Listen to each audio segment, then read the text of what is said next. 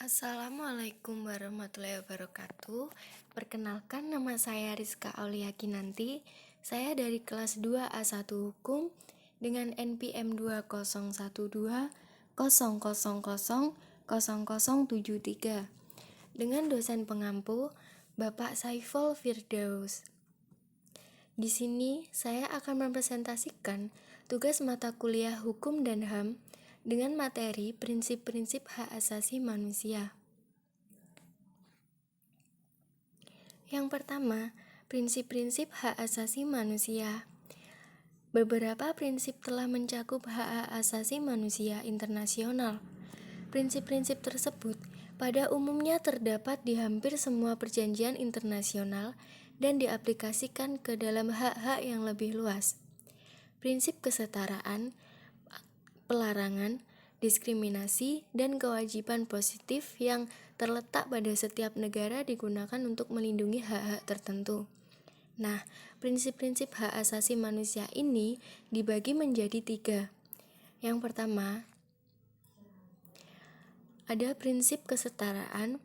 Hal yang sangat fundamental dari hak asasi manusia pada zaman sekarang adalah ide yang meletakkan semua orang terlahir. Di dalam prinsip kesetaraan ini dibagi menjadi 2. Yang pertama ada definisi dan pengujian kesetaraan, yaitu kesetaraan masyarakat, adanya perlakuan yang setara, di mana pada situasi sama harus diperlakukan dengan sama dan dengan perdebatan, di mana pada situasi yang berbeda diperlakukan dengan berbeda pula. Yang B atau yang kedua, masalah muncul ketika seseorang berasal dari posisi yang berbeda dan diperlakukan secara sama. Jika perlakuan yang sama ini terus diberikan, maka tentu saja perbedaan ini akan terjadi terus-menerus walaupun standar hak asasi manusia telah meningkat. Misalnya, jika seorang laki-laki dan perempuan dengan kualifikasi dan pengalaman yang sama untuk melamar pekerjaan, perempuan dengan kualifikasi dan pengalaman yang sama melamar pekerjaan yang sama juga. Tindakan ini mengizinkan perempuan untuk diterima. Nah, yang kedua, ada prinsip diskriminasi, yaitu adalah salah satu bagian dari prinsip kesetaraan. Jika semua orang setara, maka seharusnya tidak ada perlakuan diskriminatif di sini. Nah, di dalam prinsip diskriminasi ini pun juga dibagi menjadi 3. Yang A atau yang pertama yaitu definisi dan pengujian diskriminasi. Apakah diskriminasi itu? Pada efeknya, diskriminasi ini adalah kesenjangan perbedaan perlakuan dari perlakuan yang seharusnya sama ataupun setara.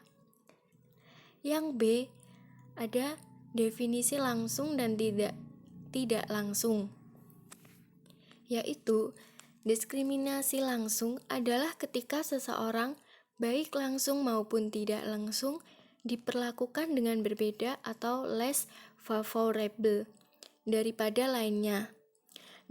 Sedangkan diskriminasi tidak langsung itu muncul ketika dampak dari hukum atau dalam praktek hukum adalah bentuk dari diskriminasi, walaupun hal itu tidak ditunjukkan untuk tujuan diskriminasi.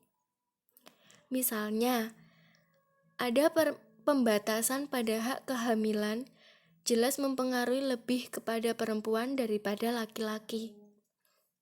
Yang ketiga atau C, alasan diskriminasi. Nah, karakteristik hukum hak asasi manusia internasional telah memperluas alasan diskriminasi. Nah, yang ketiga atau terakhir dari prinsip-prinsip hak asasi manusia yaitu ada kewajiban positif untuk menghasilkan hak-hak tertentu.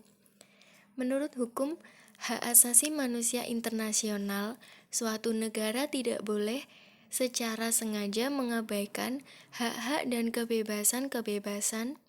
Sebaliknya, negara diasumsikan memiliki kewajiban positif untuk melindungi secara aktif dan memastikan terpenuhinya hak-hak dan kebebasan-kebebasan.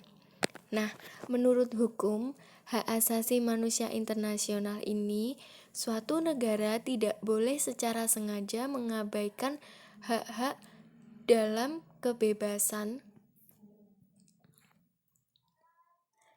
Nah, di sini di yang terakhir di dalam prinsip kewajiban positif untuk menghasilkan hak-hak tertentu ini juga dibagi menjadi dua. Yang pertama ada A atau yang pertama arti, yaitu kebebasan berekspresi. Sebuah negara boleh memberikan kebebasan dan sedikit memberikan pembatasan. Yang kedua atau yang B, beberapa contoh. Di antara beberapa contoh yang paling umum adalah hak untuk hidup dan pelarangan untuk penyiksaan. Negara tidak boleh mengikuti kesalahan negara lain yang merampas hak individu untuk hidup atau pelarangan penyiksaan. Nah, itu tadi dari 3 contoh prinsip-prinsip hak asasi manusia. Sekian penjelasan dari saya untuk tugas mata kuliah Hukum dan HAM. Mohon maaf jika ada salah kata atau salah bicara.